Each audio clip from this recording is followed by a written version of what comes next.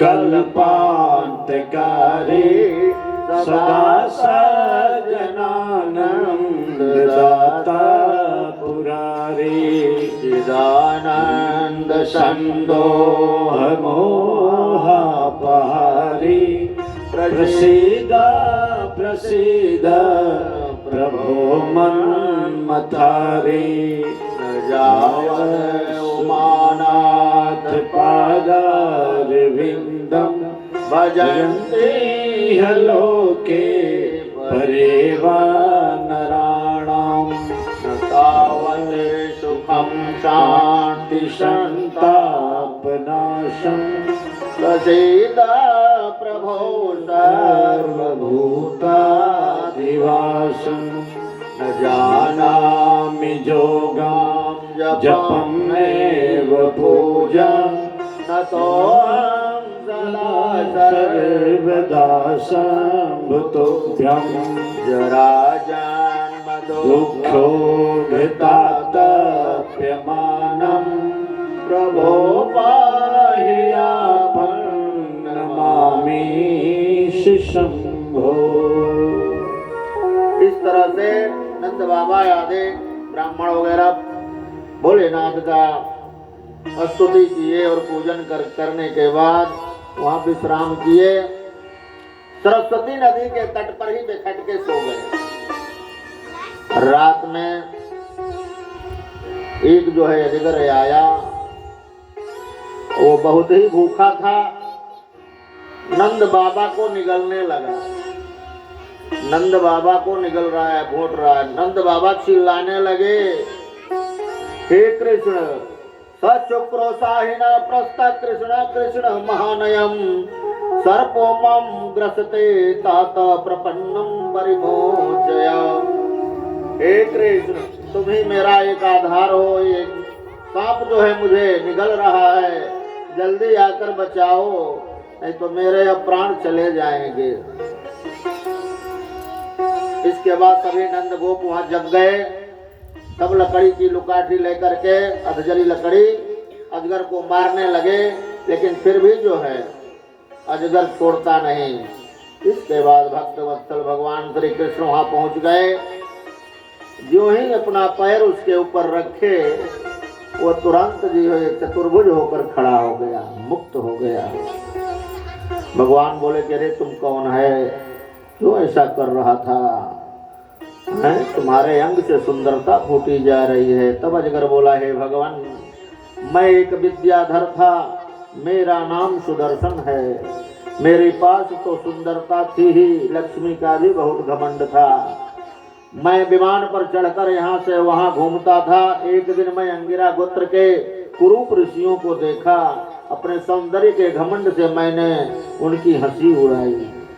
इस पर वो क्रोधित होकर के हमें श्राप दे दिया कि जाओ तुम अजगर की जोनी में जाओ। श्राप तो दे दिया, यह मेरे पापों का ही फल है। लेकिन उन कृपालु ऋषियों ने अनुग्रह के लिए ही मुझे श्राप दिया था, क्योंकि यह उसी का प्रभाव है। या चराचर के गुरु स्वयं आपने अपने चरण कमल से मेरा स्पर्श कर दिया। अब मेरा सारा अशुभ नष्ट हो गया। सब पापों का नाश करने वाले हे प्रभु, जो लोग जन्म मृत्यु संसार से भयभीत होकर आपके चरणों की शरण ग्रहण करते हैं, उन्हें आप सब भयों से मुक्त कर देते हैं।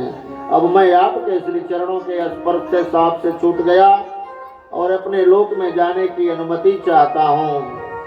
भक्त वत्सल भगवान श्री कृष्ण मैं आपकी शरण में हूँ। इंद्रादि सब लोकेश्वरों के परमेश्वर स्वयं प्रकाश परमात्मन, आप मुझे आज्ञा दीजिए।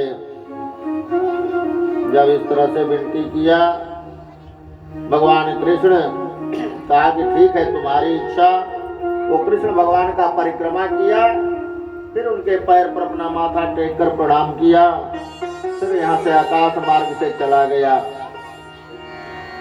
एक दिन की और बात है, अलौकिक भगवान कर्म करने वाले श्री कृष्ण और बलराम जी रात्रि के समय में वन में गोपियों के साथ विहार कर रहे थे।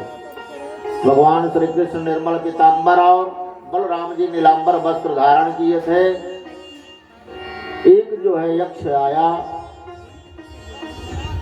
और गोपियों को उठा करके लेकर भागा। गोपियां चिल्लाने लगी, हे मधुसूदन, हे श्री कृष्ण, हे गोविंद, हे गोपाल, हमें बचाओ, नहीं तो यह यज्ञ राक्षस जो है मुझे मार डालेगा, हमें पता नहीं क्या करेगा, हम आपकी शरण में हैं। बलराम जी और कृष्ण भगवान दोनों दौड़े। बलराम जी तो रुक गए, कृष्ण भगवान उनका पीछा करते करते अंत में पकड़ ही दिए। उसके जो है मस्तक में मणि थी।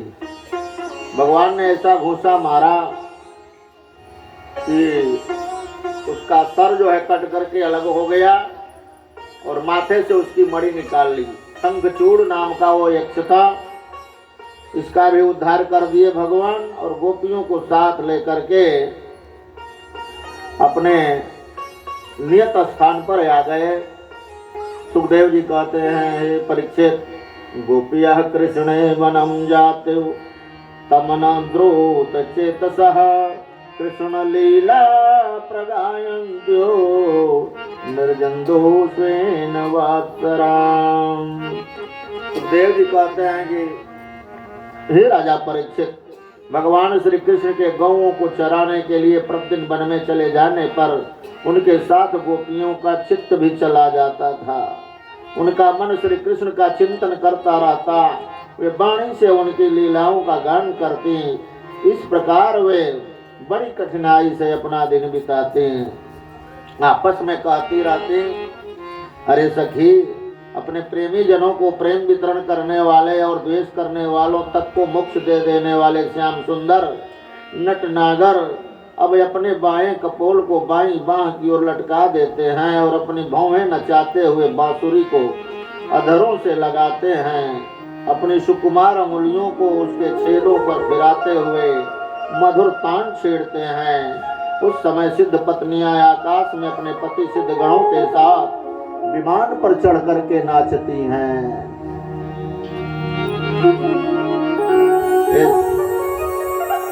सखी, जब वे नंद के लाडले लाल अपने सिर पर मोर पंख का मुकुट बांध लेते हैं, घुघराली अलकों में फूल के गुच्छे खोस लेते हैं, रंगीन धातुओं से अपना अंग अंग रंग लेते हैं और नए नए पल्लवों से ऐसा वेश सजा लेते हैं जैसे कोई बहुत बड़ा पहलवान हो, और फिर बलराम जी और ग्वाल वालों के साथ बांसुरी में गौओं का नाम ले ले करके उन्हें पुकारते हैं बांसुरी से।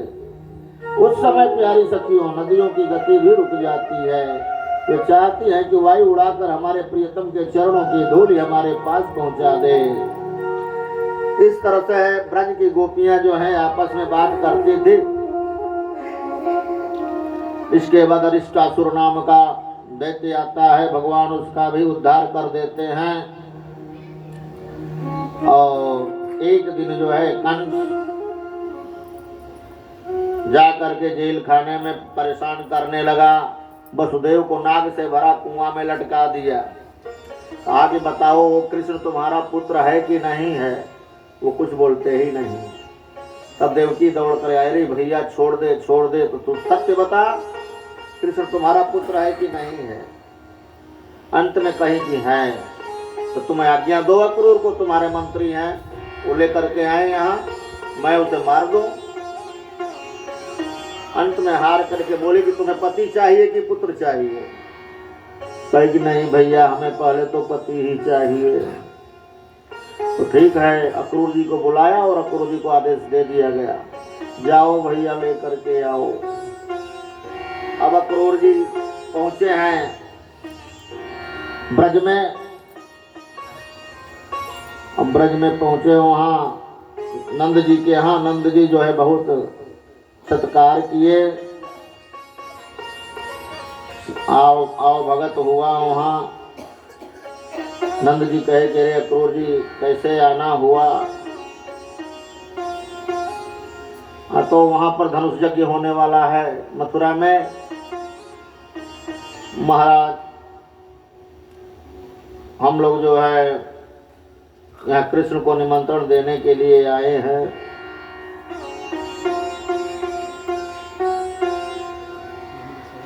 अब उधर कंस जो है तब तक केसी और व्योमासुर को भेज देता है।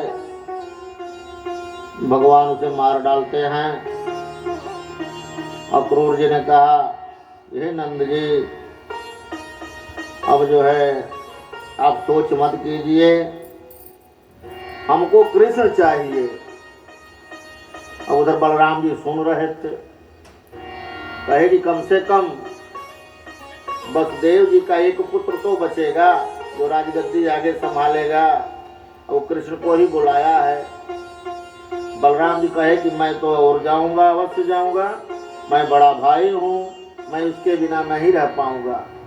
कान्हा ही मेरा प्राण है, चाहे जो कुछ वो हो जाए, मरेंगे तो दोनों मरेंगे, रहेंगे तो दोनों रहेंगे। इसके बाद वार्ता होती रहती है। नारद जी जो है भगवान की स्तुति करने लग जाते हैं। आकाश मंडल में खड़ा होकर के कृष्ण कृष्णा प्रमेयात्मन योगेश जगदीश्वर वासुदेवा किला वास सात्वतां प्रवर प्रभो। नंद जसोदा के राज दुलारे, सब गोपियन के हो प्राण प्यारे। सब गोपियन के हो प्राण प्यारे, नाथ नारायण वासुदेव श्री कृष्ण गोविंद हरे मुरारे।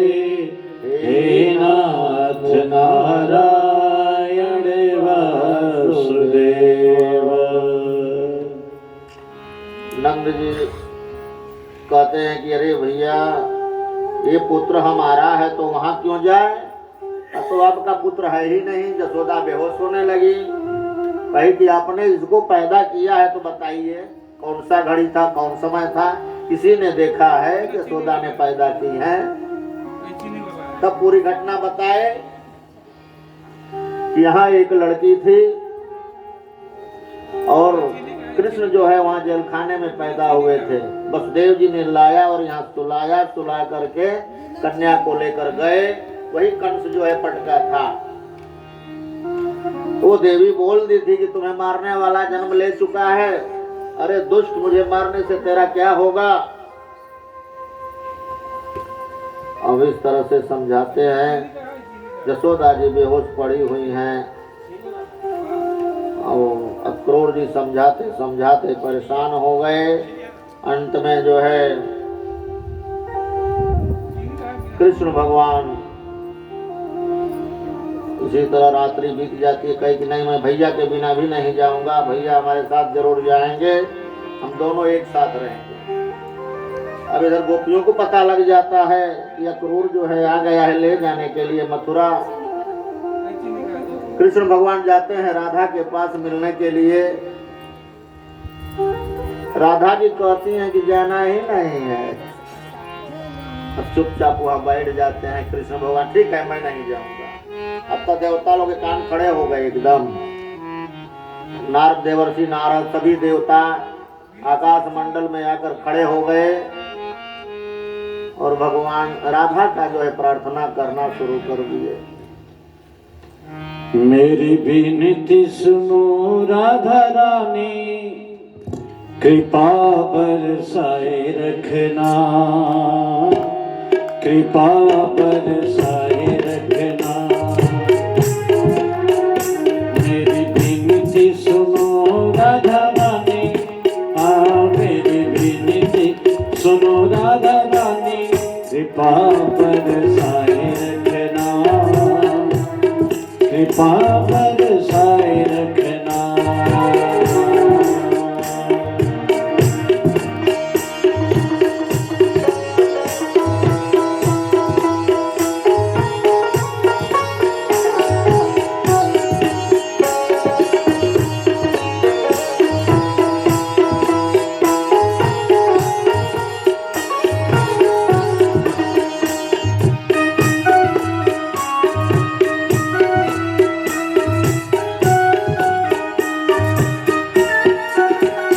राधा रानी हो महारानी,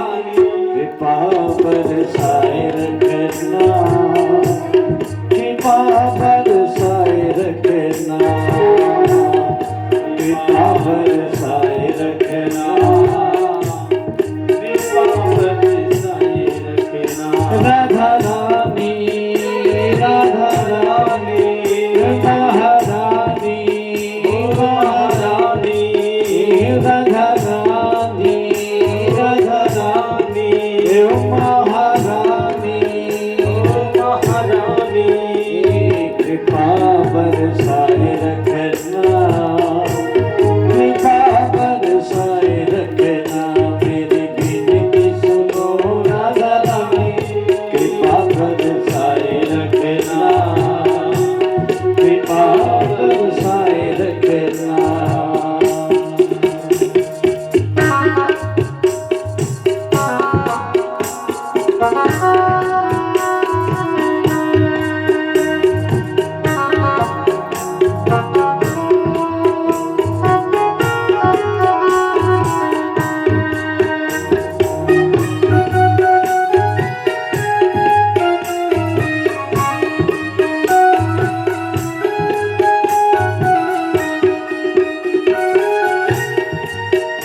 हो सारे जगत की आधार तुम ही हो, सारे जगत की आधार तुम ही हो, दातार और करतार तुम ही हो, दातार और करतार तुम ही हो, सारे जगत की आधार तुम ही हो, दातार और करतार तुम ही। मेरी विनती सुनो राधा रानी, कृपा बरसाए रखना, कृपा बरसाए रखना, कृपा बरसाए रखना, कृपा बरसाए रखना।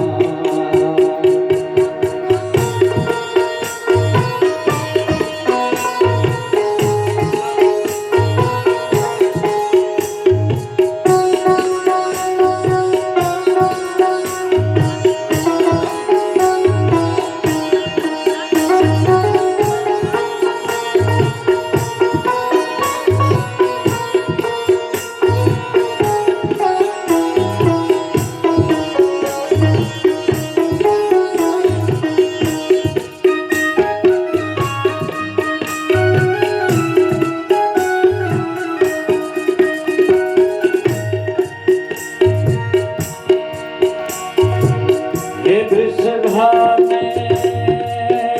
की लाडली, हे वृषभान की लाडली, मेरी ओर निहार, मेरी ओर निहार,